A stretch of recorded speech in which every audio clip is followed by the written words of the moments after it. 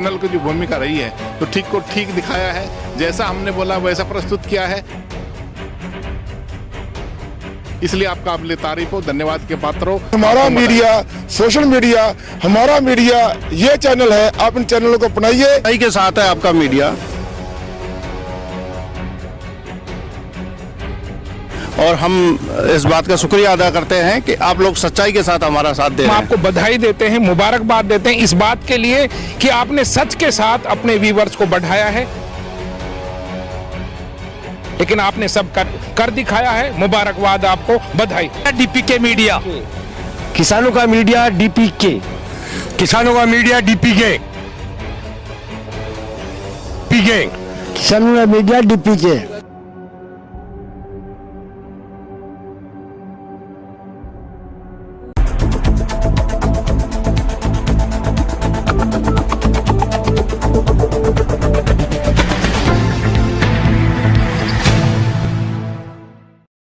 नमस्कार, स्वागत है आपका हमारा राजस्थान बुलेटिन में और मैं हूं आपके साथ अदिति। चलिए खबरों पर जाने से पहले नजर डाल लेते हैं हेडलाइंस पर।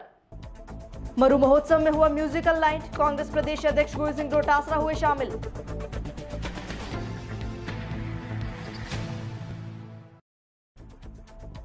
रामदेवरा में मुख्य जिला शिक्षा अधिकारी ने किया औचक निरीक्षण, विद्यालय में जांचा ऑनलाइन शिक्षण कार्य।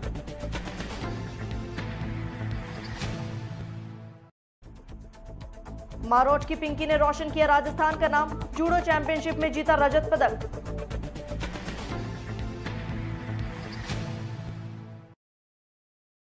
अब खबरें विस्तार से। विख्यात मरु महोत्सव की दूसरी रात गड़ीसर झील पर शुरू हुई, जहां rocking musical night with Suryaveer की रंगारंग प्रस्तुतियों को देखने झील के किनारे जनसैलाब उमड़ पड़ा। इस अवसर पर कैबिनेट मंत्री सालेह मोहम्मद, कांग्रेस प्रदेश अध्यक्ष और कैबिनेट मंत्री गोविंद सिंह डोटासरा, पुलिस और विभागीय जिलाधिकारी सहित सैकड़ों की संख्या में सैलानी और स्थानीय निवासियों ने रंगारंग कार्यक्रम का लुत्फ उठाया। पर्यटन विभाग तथा जिला प्रशासन की ओर से कार्यक्रम में सभी अतिथियों को शॉल ओढ़ाकर अभिनंदन किया गया। आशातीत सफल आयोजन के लिए अतिथियों ने जिला प्रशासन और पर्यटन विभाग की सराहना की। इस दौरान शिक्षा और पर्यटन मंत्री गोविंद सिंह डोटासरा ने मरु महोत्सव को जैसलमेर की जान बताया और आमंत्रण के लिए आभार जताया।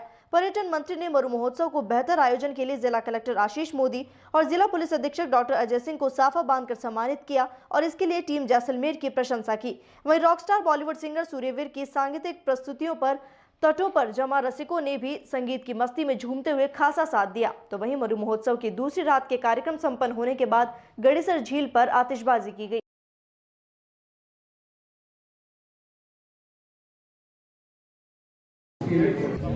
ये जो पर्यटन विभाग के सहयोग से मरु महोत्सव आयोजित किया गया है, बहुत ही शानदार है। हमारे राजस्थान की जो विरासत है, हमारे यहाँ की कला संस्कृति, यहाँ के झीलें, यहाँ के गढ़, यहाँ की बावड़ियाँ, यहाँ की जो सौंदर्य, प्राकृतिक सौंदर्यता, ये सब पूरे देश और विदेश में विख्यात है। ये जो कार्यक्रम हुआ बहुत ही शानदार हुआ। यहाँ पर इस झील के ऊपर पहली बार कार्यक्रम किया गया है, बहुत ही ऐतिहासिक कार्यक्रम है और मैं राजस्थान की सरकार की ओर से माननीय मुख्यमंत्री जी की तरफ से यहाँ के आयोजकों को बहुत बहुत धन्यवाद देना चाहता हूँ। और पर्यटन के लिए, पर्यटन हमारी जान है राजस्थान की और पूरे देश और दुनिया में राजस्थान के पर्यटन का लोहा पूरी दुनिया मानती है। मैं समझता हूँ जो इस बार बजट में दिया गया है वो बहुत ही ऐतिहासिक दिया गया है। जैसलमेर को विशेष पैकेज दिया गया है। आपने देखा 3500 बीघा में जिस प्रकार से एक हब बनेगा पर्यटन का। मैं समझता हूँ अब हम लोग कोविड से उबर करके इस प्रकार के कार्यक्रम करेंगे। राजस्थान सरकार की ओर से मैं जैसलमेर के लिए इतना ही कहना चाहूँगा कि यहाँ देश और दुनिया के पर्यटक आएँ, इसके लिए राज्य सरकार की तरफ से किसी भी तरीके से कोई भी बजट इनको चाहिएगा, जो ये कहेंगे अनुशंसा करेंगे, जिला प्रशासन और स्थानीय जनप्रतिनिधि वो मुहैया करा दिया जाएगा। आज का कार्यक्रम ऐतिहासिक है। मेरी लाइफ का बहुत ही अच्छा मेरा अनुभव है। मैं परिवार के साथ आया और ऐसा अनुभव किया।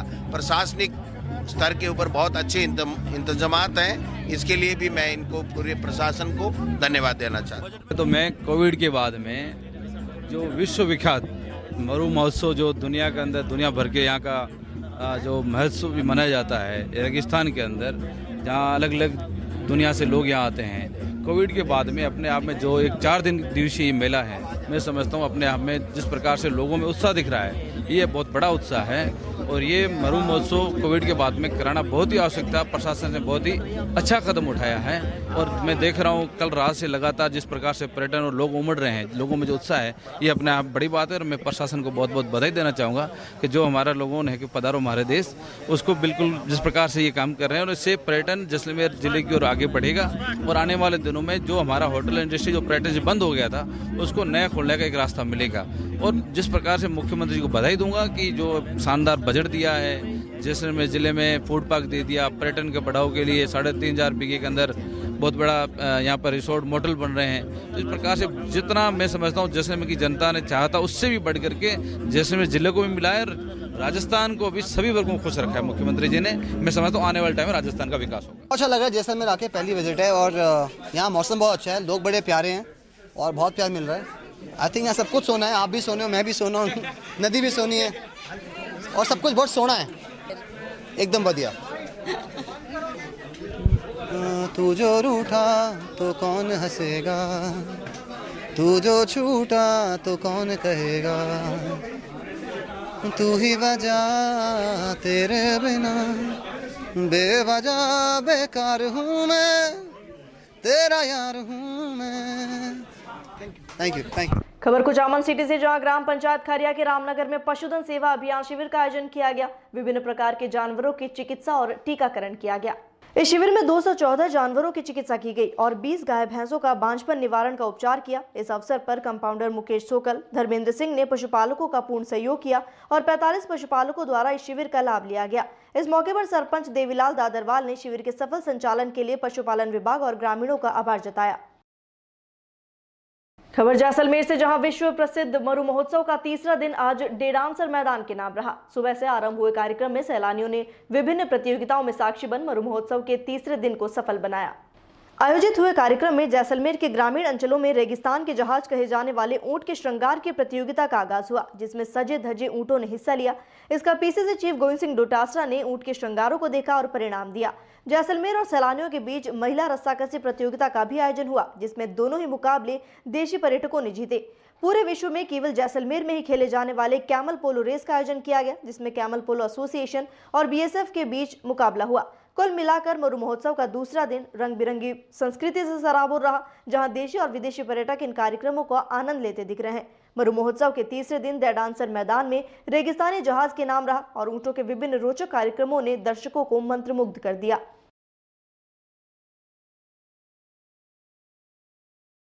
गया है और ये जो मरु महोत्सव आयोजित किया जा रहा है पर्यटन विभाग के सहयोग से, मैं पर्यटन और देवस्थान राज्य मंत्री भी हूँ, शिक्षा विभाग का भी मेरे पास इंडिपेंडेंट चार्ज है।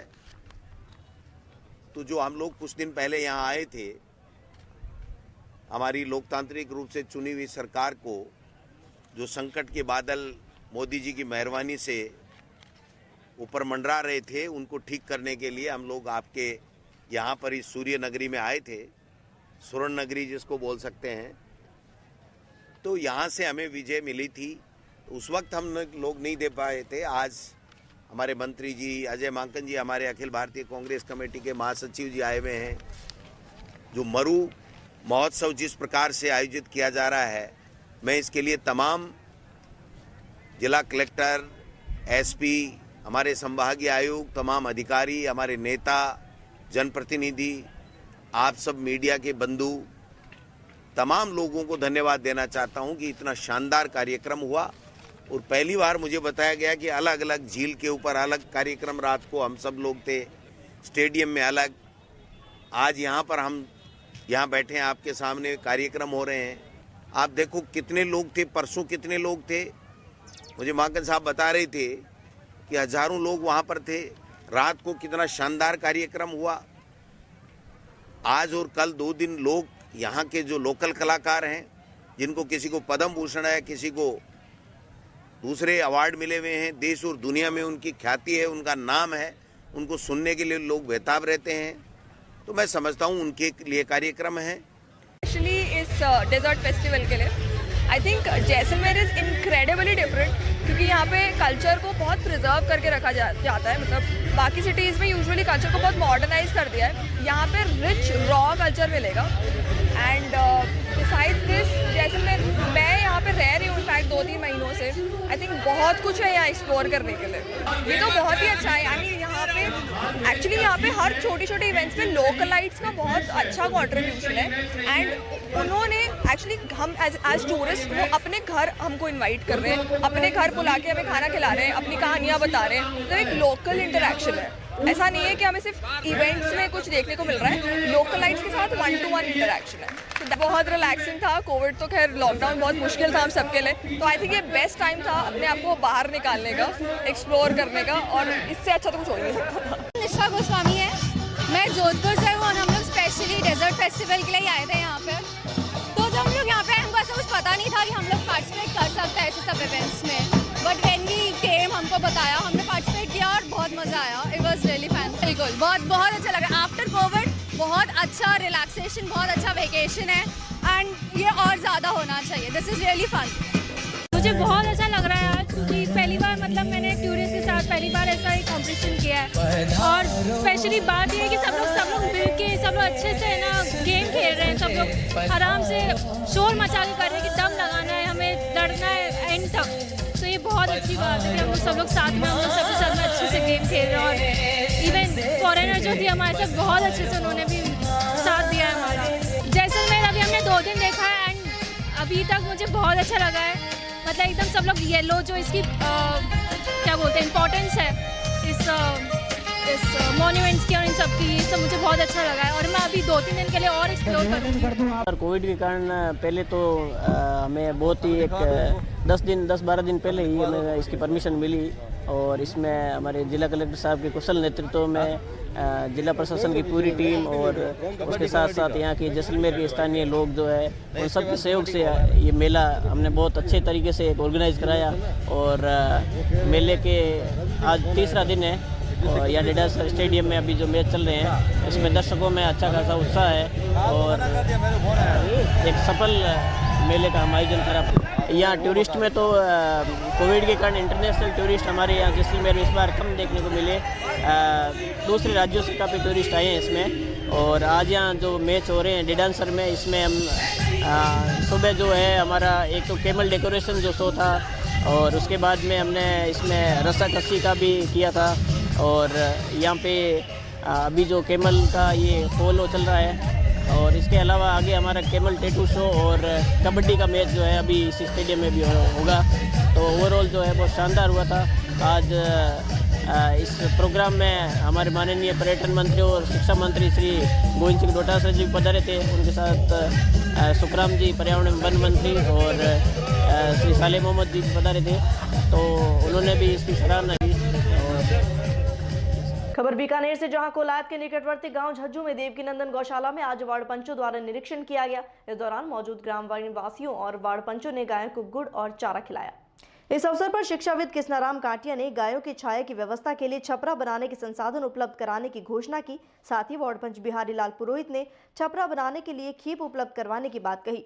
गौशाला प्रबंधन समिति के भागीरथ बागड़ी, मालचंद सेठिया, मोती सिंह ने बताया कि गौशाला में आवारा गाय, नंदी और बछड़े भी हैं। इसके लिए भामाशाह के सहयोग से चारे की व्यवस्था करवाई जा चुकी है और भी लोग सहयोग कर रहे हैं और गायों के लिए छाया की व्यवस्था की तैयारी की जा रही है।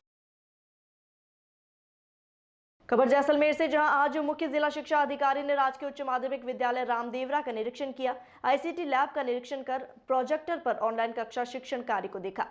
विद्यालय में राज्य सरकार द्वारा जारी एसओपी गाइडलाइन के अनुसार बैठक व्यवस्था को देखा गया। जानकारी देते हुए प्रधानाचार्य उगम सिंह तंवर ने बताया कि सबसे पहले आईसीटी लैब का निरीक्षण किया तथा प्रोजेक्टर पर ऑनलाइन कक्षा शिक्षण कार्य को देखा। इसके पश्चात कक्षा 10A में विज्ञान विषय के बारे में जानकारी ली गई। बच्चों के स्तर को अच्छा बताया और विज्ञान विषय का शिक्षण भी करवाया।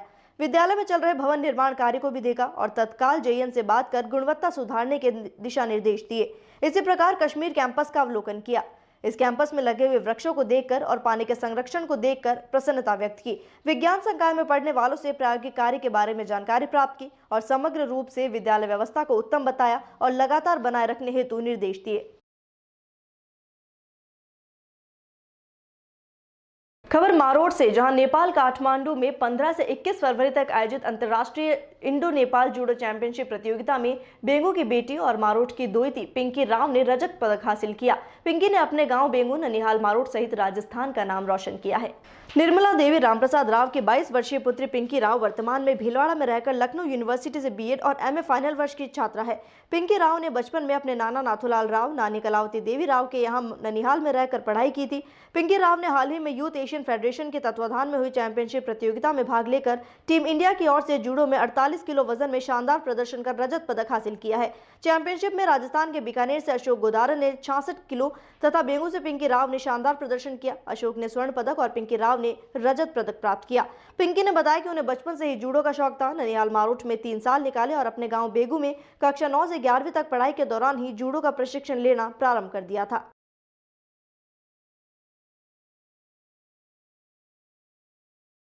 खबर धरियावाद से, जहां पंचायत समिति में विभिन्न ग्राम पंचायतों के वार्ड पंचों का 1 दिवसीय आमुखीकरण प्रशिक्षण संपन्न हुआ, जिसमें सरकारी योजनाओं की जानकारी दी गई। विकास अधिकारी बाबूलाल यादव के निर्देश पर प्रशिक्षण में पंचायत प्रसार अधिकारी सुदर्शन जैन, बाल विकास परियोजना की सुपरवाइजर मीना रानी भटनागर ने प्रशिक्षण दिया। बाल विकास विभाग और पंचायती राज विभाग में वार्ड पंचों के कर्तव्य अधिकार के बारे में विस्तृत रूप से बताया। ग्राम सभा का आयोजन, वार्ड सभा का आयोजन, वार्ड पंच के दायित्व, कर्तव्यों एवं सत्यापन, ग्राम पंचायत की बैठक का आयोजन, विभागीय योजनाओं की जानकारी, ICDS योजना की जानकारी, पालनहार सामाजिक सुरक्षा पेंशन योजना सहित विभिन्न योजनाओं की जानकारी दी। इस अवसर पर ग्राम पंचायतों के सभी वार्ड पंचों ने प्रशिक्षण की जानकारी ली। खबर भरतपुर के बयाना से, जहां गांव में सरकारी चिकित्सालय को 12 सीलिंग फैन दान दिए गए हैं। ये दान बच्चू सिंह राजावत ने दिए। बच्चू सिंह राजावत ने भरतपुर के बयाना सरकारी चिकित्सालय को 12 सीलिंग फैन दिए हैं। राजावत ने बताया कि जब भी वो गर्मी के दिनों में अस्पताल में डॉक्टर से परामर्श लेने आते तो उन्होंने देखा कि बयाना चिकित्सालय में सीलिंग फैन की कमी है और मरीज अक्सर परेशान होते रहते हैं। उन्होंने बताया कि कुछ सीलिंग फैन हवा कम देते हैं, जिसके चलते बच्चू सिंह राजावत ने राजकीय चिकित्सालय को 12 सीलिंग फैन देने का निर्णय किया और शुक्रवार को फैन दान में दिए।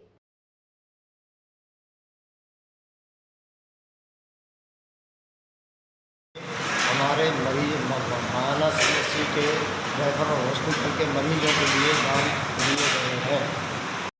मुझे सभी भाइयों के लिए अवगत कराना पड़ रहा है कि हमारे भाई बच्चू सिंह जी करवीजपुर वालों ने सपत्नी हमारे लिए 12 ओरिएंट के पंखे दान स्वरूप भेंट की हैं, जो कि गर्मियों के लिए हमारे मरीजों की सहायता के लिए कार्य आएंगे। खबर श्रीगंगानगर के घड़साना से, जहां महापंचायत में भाग लेने योगेंद्र यादव सूरतगढ़ पहुंचे। यहां किसान नेता योगेंद्र यादव का जोरदार स्वागत किया गया। घड़साना में महापंचायत में भाग लेने यादव सूरतगढ़ पहुंचे। किसानों और विभिन्न राजनीतिक दलों के लोगों से जनसंवाद किया, साथ ही सवालों का जवाब दिया। स्वराज पार्टी के जिला कोऑर्डिनेटर अंकुश और राहुल गाबा के साथ घड़साना के लिए यादव रवाना हुए। वहीं स्वागत में किसान नेता जिंदाबाद के नारे लगाए गए।